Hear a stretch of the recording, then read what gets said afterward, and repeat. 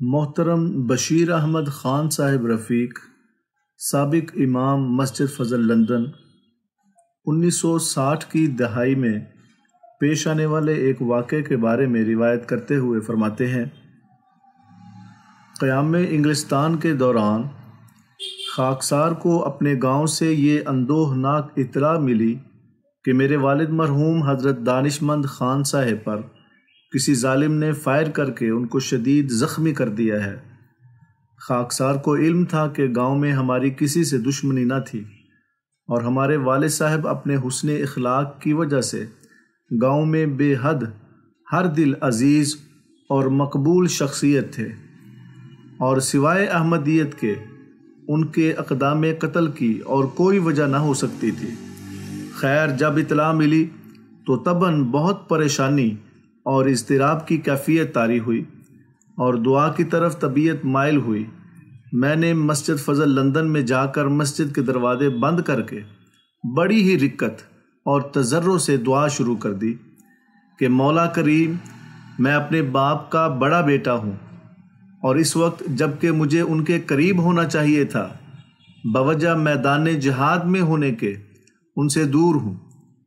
تو محض اپنے فضل سے ان کو شفا دے اور عمر دراز عطا فرما۔ نامعلوم وہ کیسا مبارک وقت تھا، میں نے محسوس کیا کہ میری دعا قبول ہو رہی ہے اور دل میں تسکین اور طمانینت کے آثار پیدا ہو گئے۔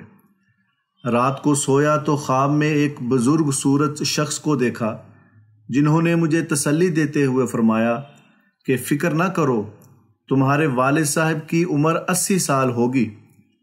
اگلے دن صبح مجھے اپنے چھوٹے بھائی کرنل نذیر احمد کا خط ملا، جس میں انہوں نے لکھا کہ جب یہ خط آپ کو ملے گا تو والد صاحب اس جہان سے رخصت ہو چکے ہوں گے۔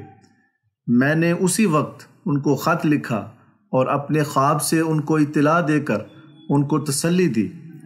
میرے والد صاحب مرحوم کا ایک ہاتھ کاٹنا پڑا اور بظاہر مایوس کن حالات میں ہونے کے باوجود مولا کریم نے ان کو صحت عطا فرمائی اور گویا مردہ زندہ ہو جانے کا معجزہ ظاہر ہوا۔ عجیب بات ہے کہ جب حضرت والد صاحب کی عمر 80 سال کو پہنچنے لگی تو خاکسار ابھی انگلستان میں ہی تبلیغ کے جہاد میں مشغول تھا۔ ان دنوں میری طبیعت میں بہت رقت پیدا ہوئی اور میں نے دعا کی کہ مولا کریم میرے والد صاحب کو مزید مہلت دے دے تا میں جلسہ سالانہ پر واپس جا کر ان سے ملاقات کر سکوں۔ عجیب بات ہے کہ اسی رات وہی بزرگ صورت شخص مجھے خواب میں ملے اور کہا کہ تمہاری دعا کو اللہ تعالیٰ نے قبول فرما لیا ہے اور تمہارے والد صاحب کی عمر میں 5 سال کی توسیع کر دی ہے۔ میں نے اپنے والد صاحب مرحوم کو اس واقعے کی اطلاع دی۔ انہوں نے ان واقعات کو الفرقان میں بھی شائع کرا دیا۔ چنانچہ میرے والد صاحب مرحوم کی وفات عین اس خواب کے مطابق 1976 میں بعمر 85 سال ہوئی۔